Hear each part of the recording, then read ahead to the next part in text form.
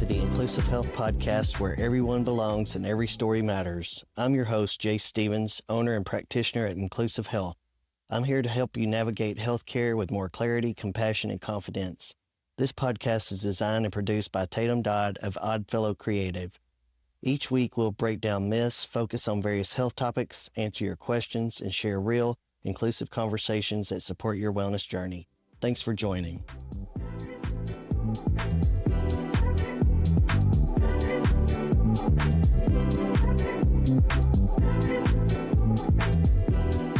My name's Jace Stephens. I'm the owner and practitioner at Inclusive Health.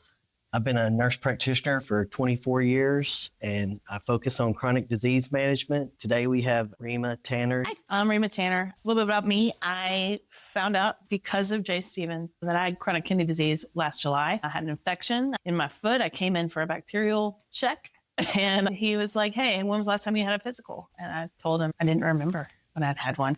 And that was very important to him. And he said, you're going to have one now. So we got the blood test done, and he called me on a Saturday because that's the kind of provider he is. And he told me that my kidney function was at 24%. We spent that week together trying to figure out what to do next. And I don't know that I would be here without him. I just always want to say thank you to him. Right now, I'm in a position in which my kidney function is lowered, and I am seeking a living donor for a kidney transplant. So that is what we're going to talk about today. Why don't we go into a little bit about chronic kidney disease and what that means to the public. 1 in 7 people have chronic kidney disease. 90% of the people in the United States or in the world don't know that they actually have it. I'm going to turn it over to Jace since he's the clinical provider and he knows all. As we age, we normally have a decline in kidney function, but your situation was not typical. No. You had kidney stones, which is the cause of your kidney disease, but there's other reasons too. A lot of times high blood pressure, diabetes contributes to kidney disease. There's 5 stages. The first stage, there's minimal damage and then declining kidney function. And then there's end-stage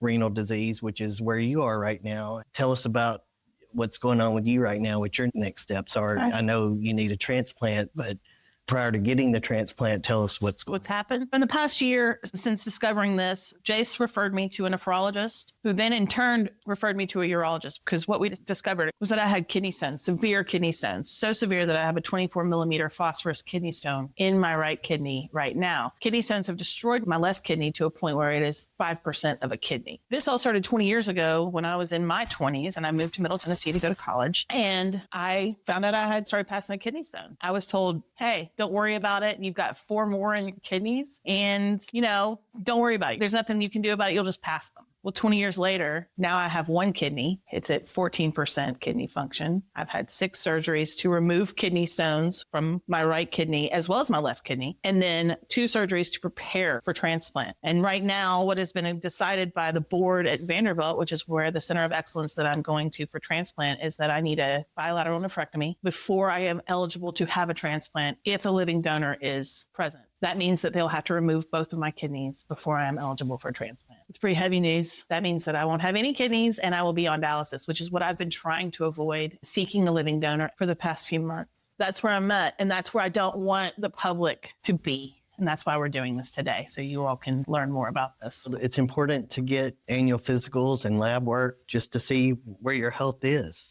Absolutely.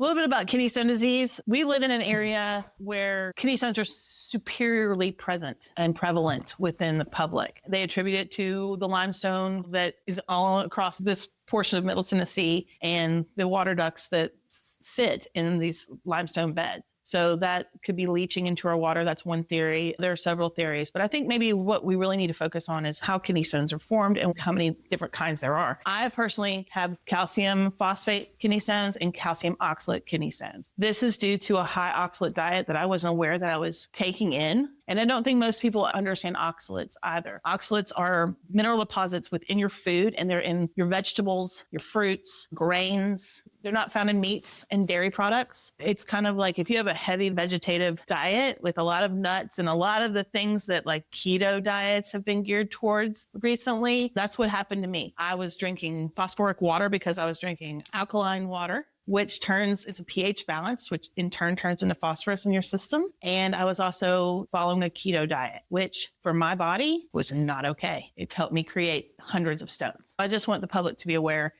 what you ingest needs to be paired with certain things in order to move those oxalates out of your kidneys and keep them in your digestive tract and out into your waste. What happens is salt, as well as potassium and phosphorus and all these things come together, and too much of these things damage your kidneys over a period of time. But mixed with oxalates, if you are someone who creates kidney stones, it's just a recipe for disaster, sincerely. So I've got some resources and things that I want to provide for you all, and we'll do that at the end of this video. But let's talk about moving forward with care. When you first figured out that this was happening, what were your first thoughts and how did you respond as a provider so people know how to talk to their provider? Well, when I first met you and I saw your renal function, I was like, what's going on? Antibiotics can affect your kidney functions. We had treated your infection with antibiotics. We did try some IV fluid and then rechecked your labs because sometimes that can help with kidney function. Still showed the same, no change. So then we got a kidney ultrasound that showed your blood flow to your kidneys, which your kidney blood flow was affected. You had some stenosis with that. So you kind of had the stenosis plus the kidney stones both kind of working against you. We got your renal ultrasound, so it was available with your labs. As soon as you got in, we sent you to a nephrologist first because we didn't know about the kidney stones. Mm-hmm. When did you find out about the kidney stones? Well, when I went to the nephrologist, and we thankfully already had that ultrasound. So that was a form of preventative care that Jace provided to me to prepare the specialist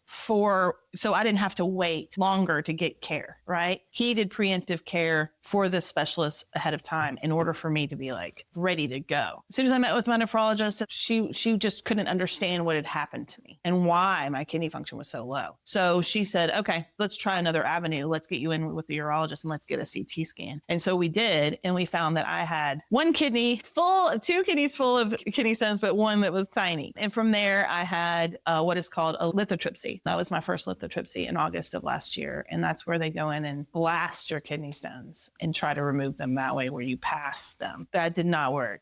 Okay. So then I proceeded to have 5 more surgeries, total of 5 lithotripsies and 1 PCNL, which it's very graphic, very intensive, and it does require a hospital stay. That's where they go in your side and put a tube into your kidney and able to drain it that way. And use a wire to pull out kidney stones. Well, the main focus of that is being prepared. First and foremost, everyone should be getting an annual physical. Yes, and there's guidelines by age, and also with family history genetics, you sometimes can get preventative things done earlier. For example, if you are assigned female at birth and you have a first-degree family member, for example, age 30, diagnosed with breast cancer, you could get prior approval through the insurance to start mammograms earlier. It's just important to know your genetic family history, and that way you can possibly colon cancer, any cancer screening, maybe get that done earlier than the recommended age guidelines. And then from that, being that I got an annual physical and I learned about my EGFR, which is estimated, low glomerular filtration rate.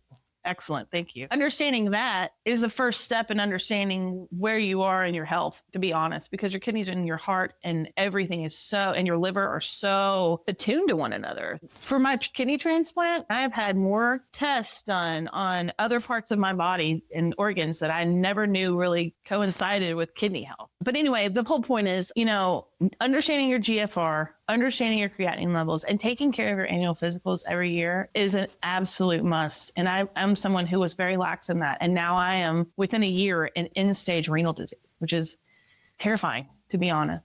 So yeah, I just wanted to come together with Jace today and talk about it and see if we could appeal to people to really just have this done. It's very simple, and usually it doesn't cost you anything because it's a preventative care measure that your insurance company provides. And your health is your really only wealth you have. Once your health is gone, it doesn't matter what job you have, how much money you have. No, you're right. I'm living that now. So it's been an eye-opening experience, and I never really understood that until now.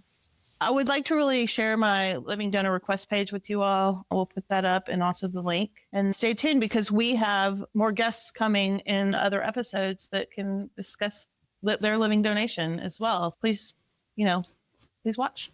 Get your annual physical.